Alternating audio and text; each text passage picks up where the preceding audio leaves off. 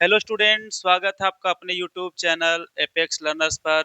आज हम लोग अपने मैथ का जो सीरीज शुरू किए थे जीरो टू हीरो मैथ, है ना, उसी को हम लोग क्या कर रहे हैं, आगे बढ़ा रहे हैं। और हम लोग पहुंच चुके हैं अब एक्सरसाइज 2 में। इसमें सबसे पहले हम लोग बहुपद का थ्योरी पढ़ते हैं, क्योंकि बिना थ्योरी के, है ना, बिना जानकारी के डायरेक्ट अगर हम लोग एक्सरसाइज में प्रवेश करेंगे तो उसको सोल्यूशन करने में हम लोगों को परेशानी हो सकता है ना। इसीलिए हम लोग सोचें कि पहले थ्योरी पढ़ लेंगे, उसके बाद करेंगे।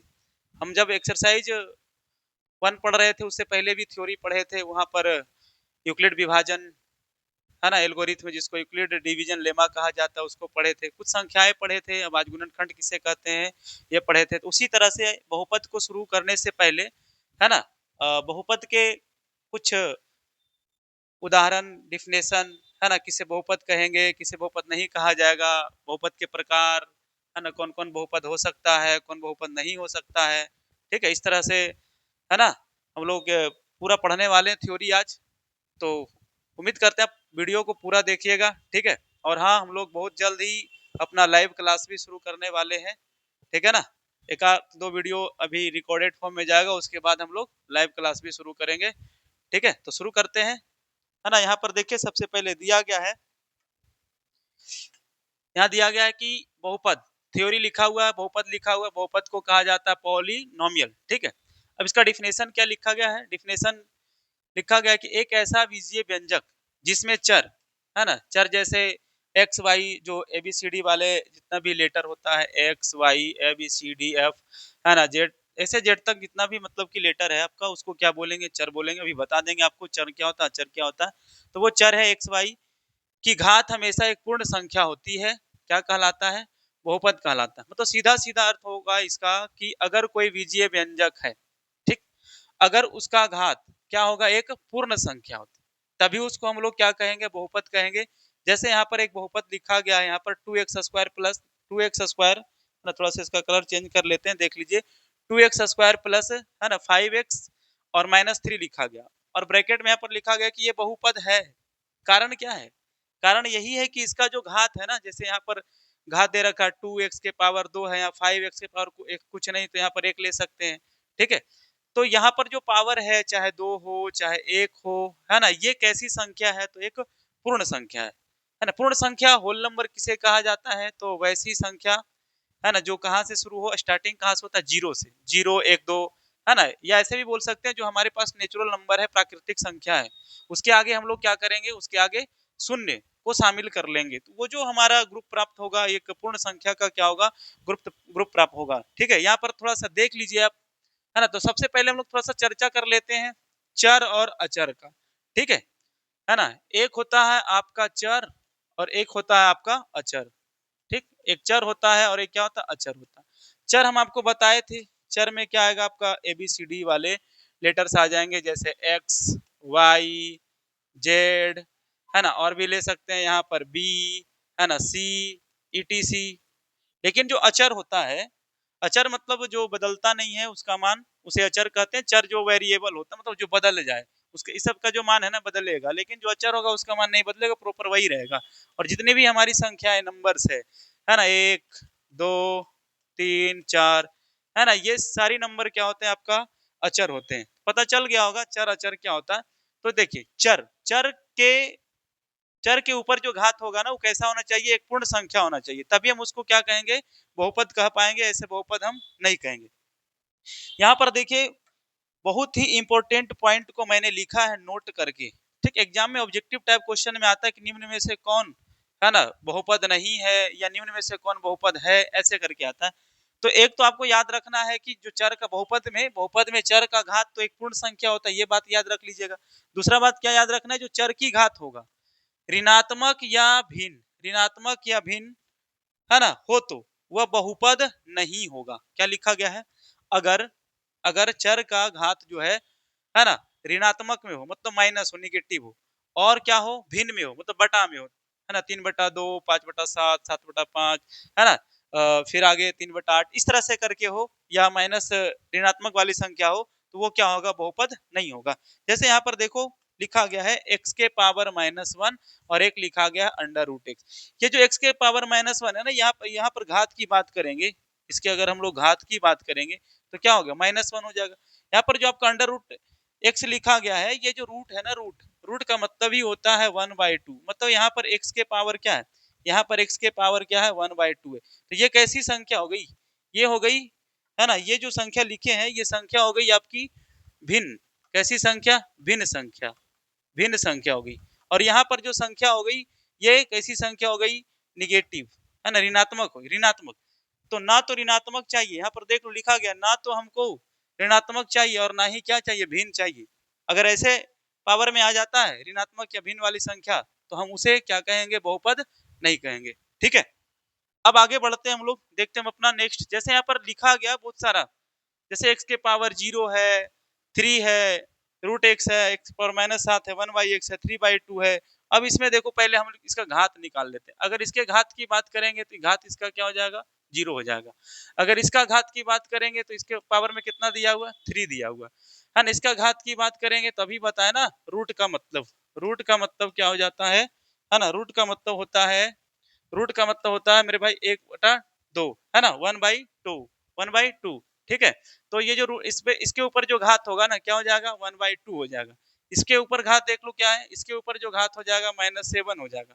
इसके ऊपर जो घात है ऐसे तो पता नहीं चलेगा, ये 1/x है। इसको क्या करते हैं, एक बार हम लोग उल्टा कर लेते हैं। तो 1/x है तो इसको उल्टा करेंगे तो क्या हो जाएगा, x के पावर -1 हो जाएगा।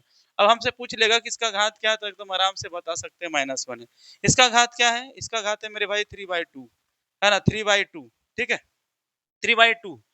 अब हम लोग अभी, है ना, बहुपद में पढ़े, है ना, कि अगर घात पूर्ण संख्या है, चर का घात अगर पूर्ण संख्या है तभी वो बहुपद में होगा, अन्यथा वो बहुपद में नहीं होगा। तो बताओ यहाँ पर x के पावर 0, घात 0 रहेगा तो ये बहुपद में होगा। हाँ, 0 क्या है, पूर्ण संख्या में शामिल था ना, 0 1 2 3 हम आपको बताए थे। ठीक है, ये तो होगा, है ना। घात 3 वाला होगा, एकदम होगा, 3 भी क्या है, पूर्ण संख्या है।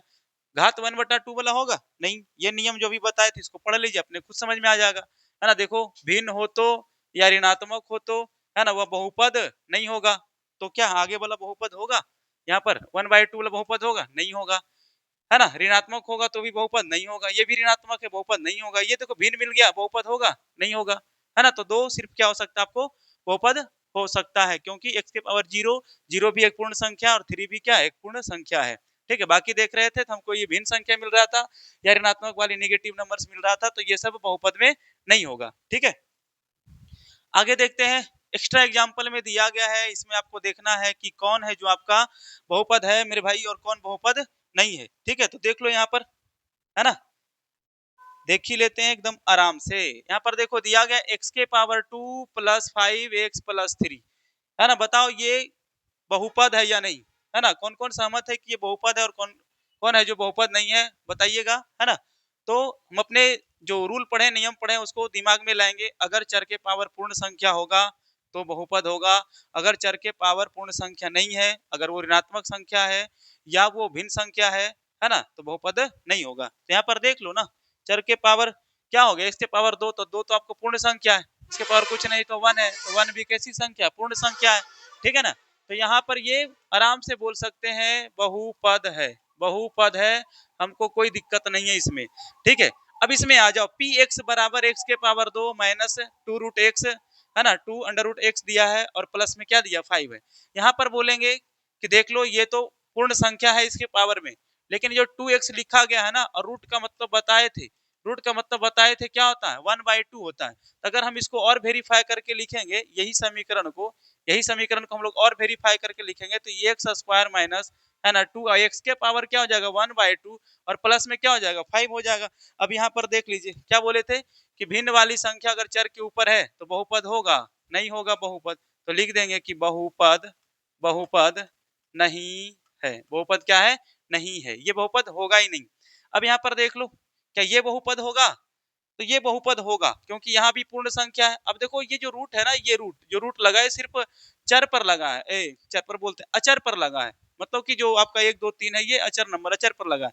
इसके पावर तो कुछ नहीं तो क्या ले लेंगे, 1 ले लेंगे, तो 2 भी पूर्ण संख्या और 1 भी क्या है, पूर्ण संख्या है। मतलब ये भी क्या होगा आपका, बहुपद होगा, बहुपद है, बहुपद है। ठीक है, अब आ जाइए यहाँ पर आर एक्स बराबर, यहाँ पर लिया x square plus 1/x plus, है ना, 3, इसको हम बोले थे ना, इसको और वेरीफाई करेंगे तो ये क्या हो जाएगा आपका x के पावर 2 प्लस, है ना, 1/x है, इसको ऊपर भेजेंगे तो ये माइनस में चल जाएगा, निगेटिव में चल जाएगा, और प्लस में क्या हो जाएगा 3। अब देख लीजिए यहाँ पर खुद पता चल जाएगा आपको, ऋणात्मक पावर है तो ये बहुपद नहीं होगा, बहुपद नहीं होगा, है ना। तो यहाँ से एग्जाम में ऑब्जेक्टिव क्वेश्चन पूछा जाता है कि निम्न में से कौन, है ना, आपका बहुपद है या बहुपद नहीं है। तो सीधा सीधा अगर चर के पावर कोई पूर्ण संख्या है तो बहुपद होगा, उसमें कोई दिक्कत नहीं है। अगर चर के पावर जो है ना, अगर कोई ऋणात्मक वाली संख्या हो गया या भिन्न वाली संख्या आ जाए उसके पावर में, तो वो जो है आपका बहुपद नहीं होगा। ठीक है, आगे देखते हैं।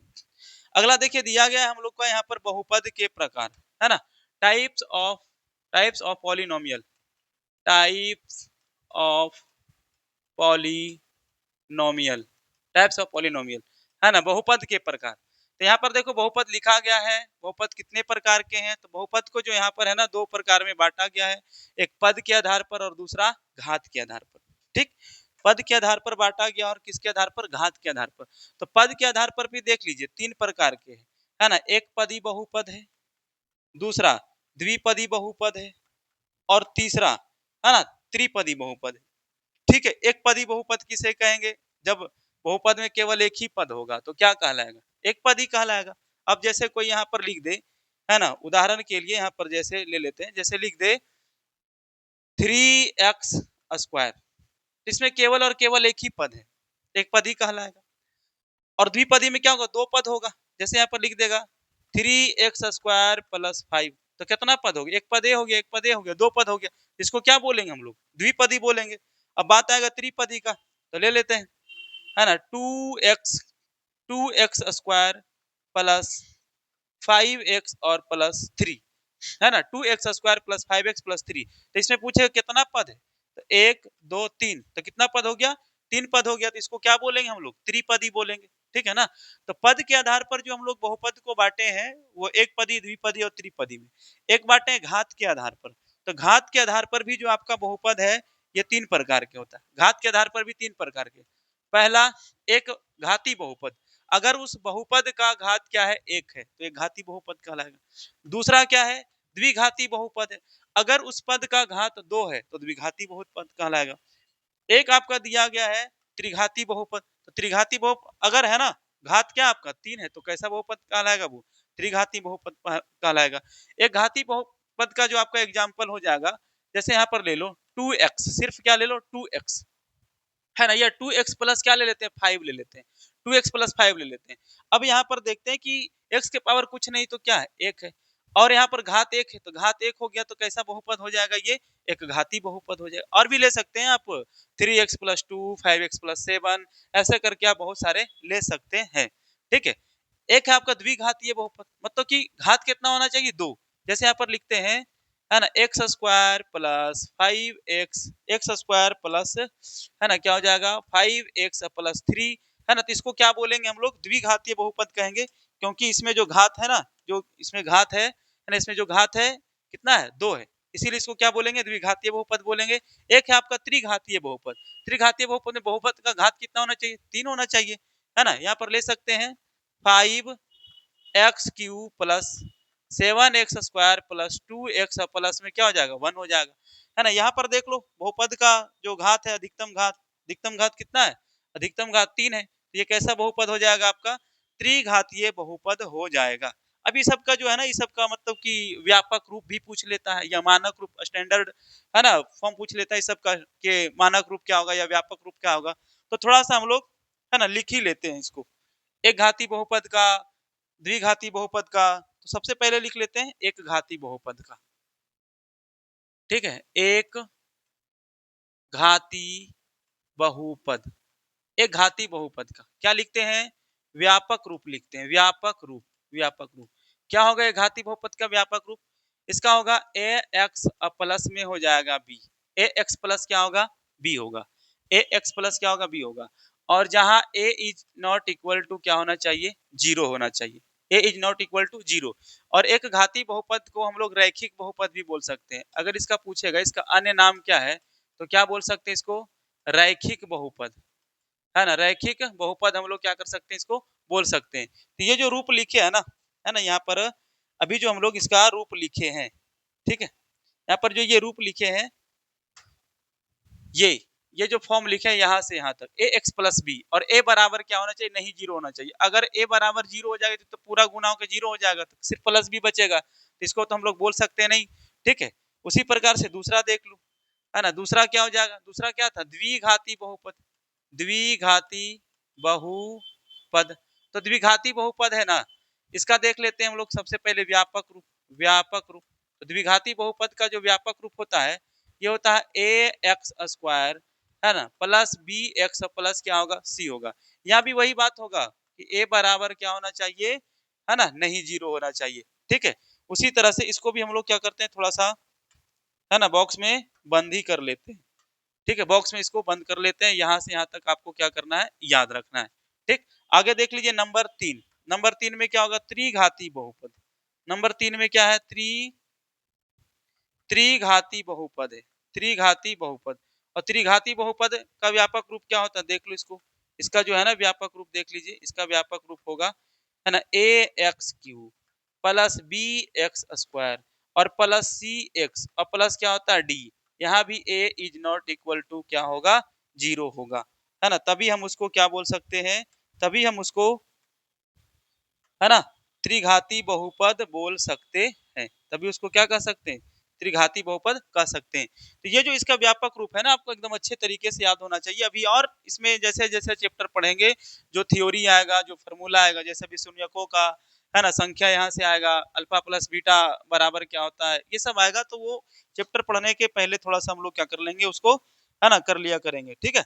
आगे बढ़ते हैं। आगे दिया गया है एक्स्ट्रा अंडरस्टैंडिंग, मतलब कि इस चैप्टर के लिए आपको कुछ एक्स्ट्रा नॉलेज होना क्या है, मतलब कि जरूरी एक्स्ट्रा समझ। जैसे यहाँ पर लिखा गया किसी संख्या, है ना, देख लीजिए, पढ़ के आपको सुना देते हैं एक बार, है ना, किसी संख्या के पावर शून्य का मान क्या होता है, एक होता है।